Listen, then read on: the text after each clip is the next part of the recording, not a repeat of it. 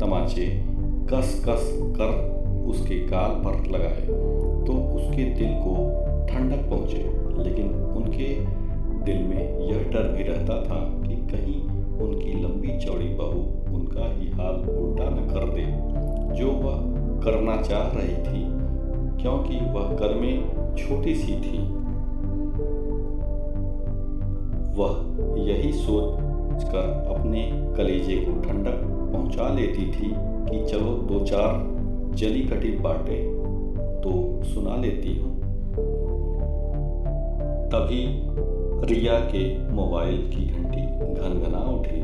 Rama mobile बजने की आवाज़ पर रिया के कमरे में अपना कान लगा देती है। उन्होंने अंदाज़ा लगाया शायद यह फ़ोन उसकी माँ का है जो उसका घर बिगाड़ने पर लगी हैं।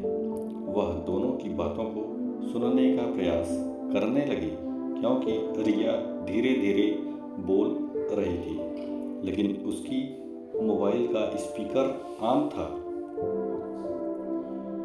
रिया: हाँ मम्मी, तुम बोलो। मोबाइल का स्पीकर थोड़ा खराब हो गया है। उधर से माँ की आवाज़ आई, अपना हाल कहो, 1 महीना हो गया तुम्हें यहाँ से गए, अपने उस घर का हाल बताओ। रिया: क्या हाल बताऊं बुढ़िया,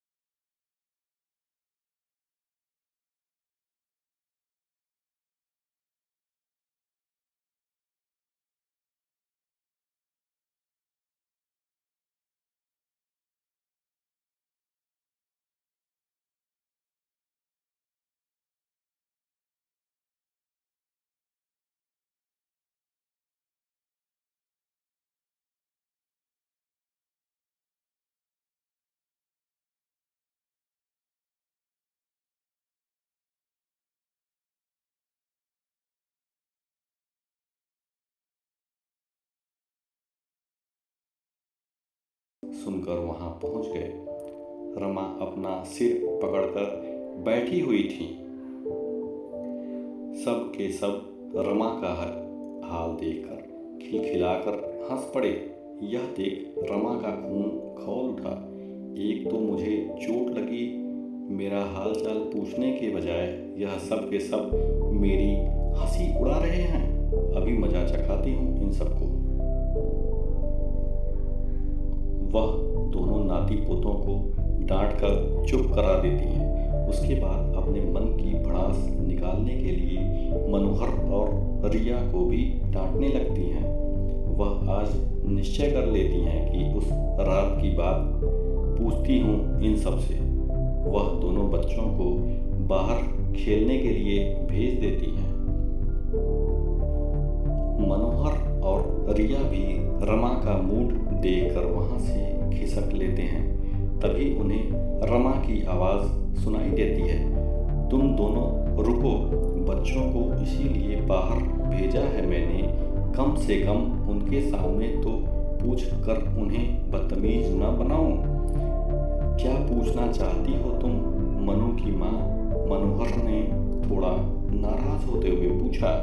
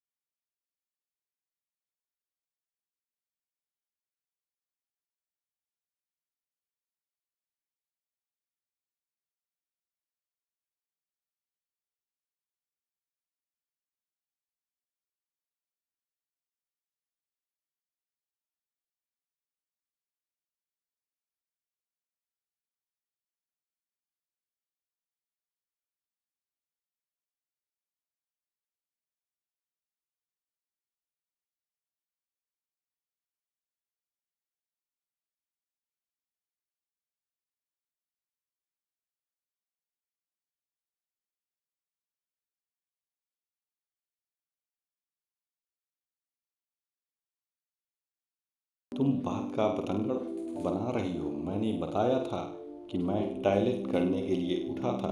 तुम बेवजह शंका कर रही हो।